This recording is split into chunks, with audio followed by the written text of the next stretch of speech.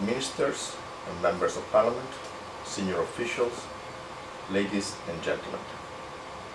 It is my honor to speak to you today, although I cannot be here with you present, but I speak to you from New York, where I am detained because of the peace assembly which just started this week in New York.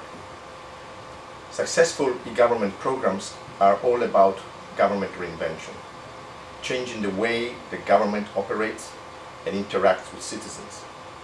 Today, I would like to speak briefly about government reinvention to help put some of yesterday's and today's presentations on the government applications into the context of the changes that have been affecting all of our organizations, our governments, our countries and our citizens. I'm very glad that the government of Portugal and the European Commission have invited the United Nations Department of Economic and Social Affairs to join in this week's proceedings, since UNDESA has been doing a significant amount of work in the field of e-government, like many of our colleagues here today, as well as in government reinvention. A few months ago, in June, we held in Vienna the 7th Global Forum on Reinventing Government, which some of the same officials who are here this week, including Mr. Sim Kallas, were kind enough to join us. This forum has been held since 1999 to help governments to understand the types of challenges that they are facing and what they need to do to improve the quality of governance and public administration. The topic of the forum this year was building trust in government, because some of our findings reveal that there is a notable lack of trust now in both developed and developing countries. Some examples of a trust deficit are declining voter turnouts, the difficulty of attracting competent people for public service, and the fact that within each of our countries there are people who still continue to receive poor or irregular access to what we consider to be basic services for citizens' well-being. The problem with the lack of trust is that it can prevent citizens from taking ownership of the political process. It can undermine the legitimacy of political systems, inhibit the formation of partnership when these are necessary, and it can undermine the effective implementation of public policies. So, the first thing that I would like to do today is to examine very briefly why trust is lacking. And we see in the slide which is in front of you that a number of institutions really do not enjoy the trust of the citizens in all regions.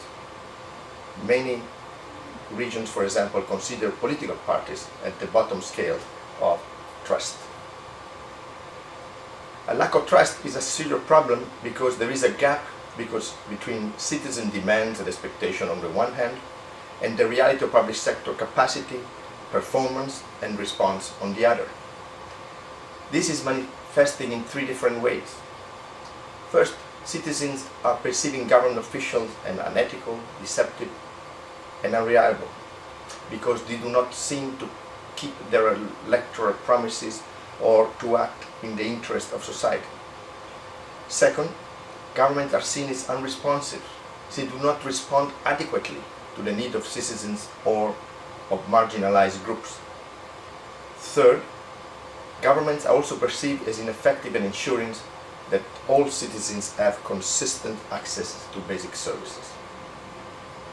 Within Europe itself, this democratic deficit or increasing sense of mistrust of the public sector is leading millions of people to turn away from elections and political parties because they now prefer single-issue campaigns and direct action. This means that, in general, civic culture and involvement are on the increase, even though we are seeing a long-term decline in trust in the political system.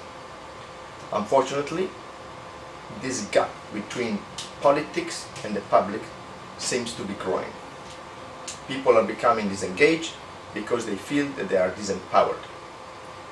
A less differential, more democratic world is facing a legitimacy crisis in which state institutions framed for the old world seem less and less capable of responding to the new.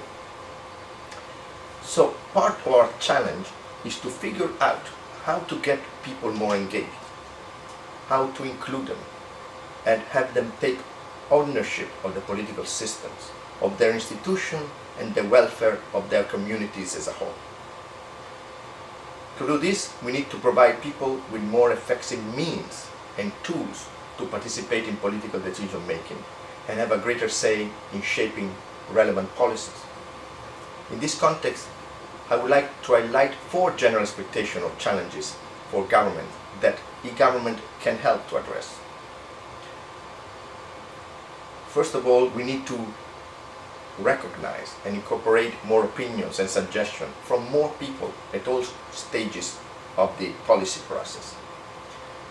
We need also to introduce more transparency and accountability so that citizens and stakeholders can understand how the public sector operates, who is making the decision, how input can be provided, and whether or not this input is being used. Third, we need to ensure the government improves access to basic services and ensures equal access to all segments of the population.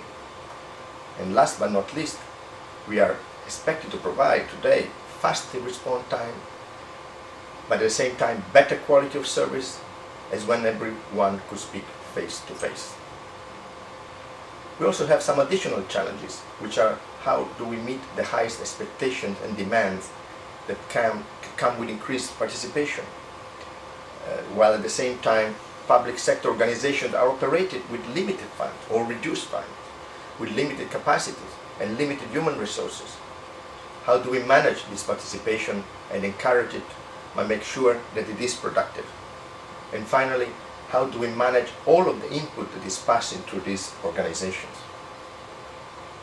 While e-government is not the only way to solve this problem, it is an important tool to reach out and give people access to information on how and why their governments operate, information on how they can take action to improve their own lives, and eventually introduce changes that will help to improve policy outcomes and processes.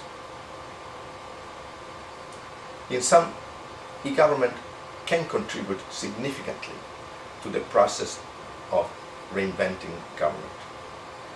First, it enables greater inclusion and participation of citizens in policy processes.